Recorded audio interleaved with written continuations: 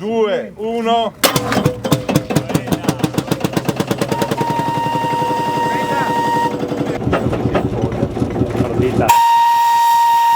Beh, è un presidio identitario, questo è poco ma sicuro, è storia dei territori, ma anche promozione dei territori e anche promozione economica, visto e considerato che comunque Fiera di Santa Lucia si pone come riferimento anche per tutto quello che è il comparto agricolo, che pesa in Veneto non poco perché vale più di 6 miliardi di euro e stiamo parlando di 350 prodotti tipici, si consideri solo che la nostra regione è la prima regione in Italia per produzione di vini con oltre 11 milioni di ettolitri e 55 denominazioni. Direi che le battaglie identitarie le dobbiamo fare noi dell'agricoltura, diciamo, della tipicità, noi dell'agricoltura vera, di certo non di quelli che hanno come unico obiettivo quello di sostituire, diciamo, l'agricoltura vera con l'agricoltura di sintesi. Penso alla carne sintetica, penso a tutto quello che sono le diavolerie che qualcuno vorrebbe introdurre sui mercati per fare in modo di far passare dall'agricoltore all'industria ovviamente questo patrimonio. Sicuramente è un grande evento, una grande soddisfazione, oggi siamo anche baciati dal sole, il bel tempo ci ha accompagnato, sicuramente è un premio a tutti i nostri espositori, a tutti i nostri visitatori e a tutti i nostri volontari, perché questa è una grande fiera,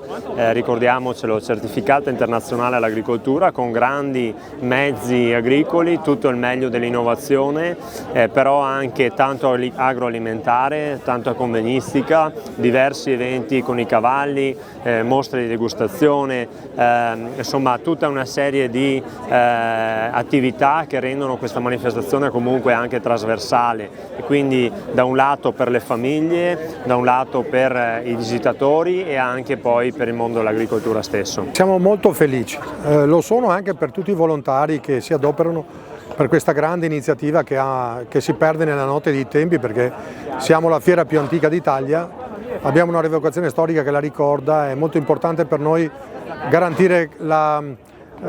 continuità di questo processo che è virtuoso sotto tutti i profili, non solo sotto il profilo economico, ma questo è uno spaccato della nostra società e questa tanta gente, questo afflusso enorme ci dà una grande gioia e un grande orgoglio. Apparentemente sono due mondi totalmente diversi, però in entrambi bisogna mettere grande passione e grande impegno e poi riuscire a sollevarsi, a risollevarsi nel momento in cui ci sono le difficoltà. A me è successo di avere molte difficoltà da atleta e sentiamo anche quante notizie ci sono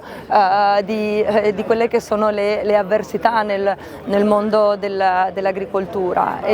però c'è sempre questa grande capacità di riuscire a risollevarsi, insomma, veramente con grande impegno e con grande spirito anche di responsabilità. Poi insomma l'agricoltura è veramente un pezzo fondante della nostra